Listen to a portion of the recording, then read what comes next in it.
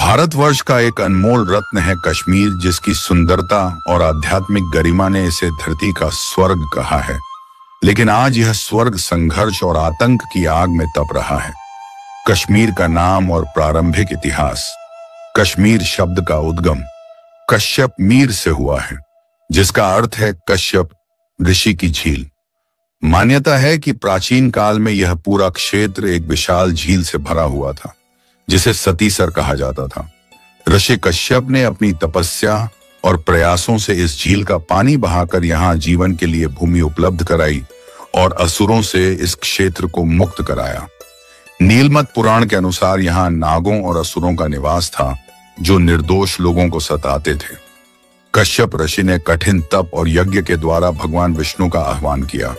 भगवान विष्णु ने वराह अवतार लेकर झील के जल को हटाया और असुरों का संहार किया, जिससे यह भूमि मानवों के निवास योग्य बनी।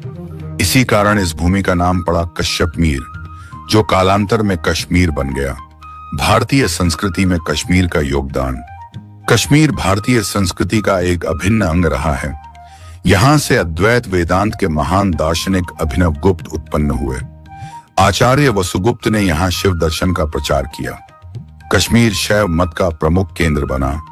यह भूमि संस्कृत साहित्य के महान रचनाकारों जैसे काल्हण, जिन्होंने राजतरंगिणी लिखी, की भी जन्मस्थली रही। कश्मीर ने नाट्य शास्त्र और वास्तुशास्त्र में भी अपार योगदान दिया। मुगल काल में अकबर ने इसे भारत का मुकुट कहा। आदि शंकराचार्य ने भी यहाँ की यात्रा कर शारदा पीठ में विद्या का प्रसार किया। कश्मीर का भारत के लिए योगदान। कश्मीर ने भारत को अद्वैत दर्शन, तंत्र साधना, योग परंपरा और उत्कृष्ट कला संस्कृति प्रदान की। यहाँ के मंदिर स्थापत्य, बौद्ध विहार और संत परंपरा ने भारतीय एकता को गहराई दी। राजतरंगिणी जैसे ग्रंथों ने भारत के इतिहास लेखन को नया आयाम दिया। प्रसिद्ध वैद्य चरक का नाम भी कश्मीर से जुड़ा है। वर्तमान समय में कश्मीर की स्थिति। आज कश्मीर आतंकवाद और अलगाववाद की चपेट में है। 1989 के बाद से पाकिस्तान समर्थित आतंकवादियों ने यहां भय और हिंसा का वातावरण बना दिया। हजारों कश्मीरी पंडितों को अपनी जन्मभूमि से निर्वासित होना पड़ा। घाटी में धर्म के आधार पर नरसंहार हुए और सौहार्द की संस्कृति को ठेस पहुंची। 22 अप्रैल 2025 का पहलगाम हमला। कश्मीर की गोद में बसा पहलगाम, जिसे गडरियों की घाटी भी कहा जाता है, अपनी अपार प्राकृतिक सुंदरता के लिए जाना जाता है। बर्फ से ढकी चोटियां, हरे भरे मैदान, घने देवदार के जंगल, लिद्दर नदी की कलकल धारा बीता, वैली चंदनवारी और शेषनाग झील जैसी जगहें इसे एक स्वर्गिक स्थान बनाती हैं। लेकिन 22 अप्रैल 2025 को इस स्वर्ग में एक भयावह त्रासदी घटी। जम्मू कश्मीर के अनंतनाग जिले के पहलगाम के बैसरन घाटी में एक आतंकी हमला हुआ, जिसमें 26 निर्दोष लोगों की जान गई, जिनमें 25 भारतीय नागरिक और एक नेपाल का नागरिक था, और 30 से अधिक लोग घायल हुए। हमलावरों की संख्या 4 बताई गई, जो AK-47 से लैस थे। उन्होंने पर्यटकों के समूह पर अचानक अंधाधुंध फायरिंग शुरू कर दी।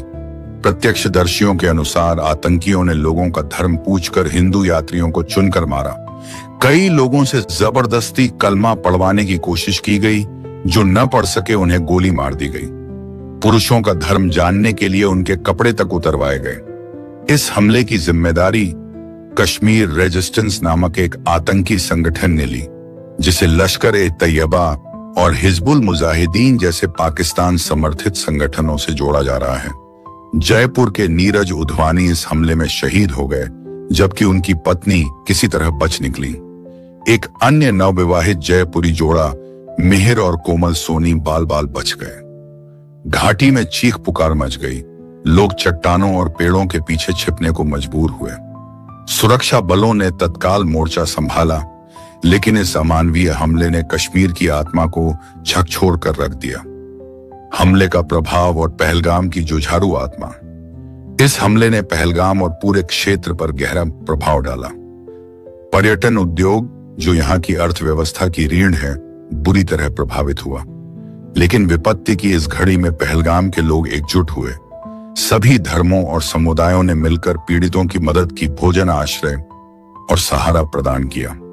समाज के नेताओं ने शांति और एकता का संदेश दिया। सरकार और प्रशासन ने सुरक्षा व्यवस्था को कड़ा कर दिया है और पर्यटन को पुनर्जीवित करने के प्रयास तेज कर दिए हैं। निष्कर्ष, कश्मीर ऋषियों की भूमि है जिसने भारत को ज्ञान, भक्ति और वीरता का उपहार दिया है। आज वह आतंक के जाल में फंसा हुआ है, लेकिन कश्मीर की आत्मा अजेय है। ऋषि कश्यप की तपस्वी भूमि फिर से उन्नति की राह पर लौटेगी, यही विश्वास है। पहलगाम का दर्द हमें यह याद दिलाता है कि शांति के लिए संघर्ष कभी भी व्यर्थ नहीं जाता।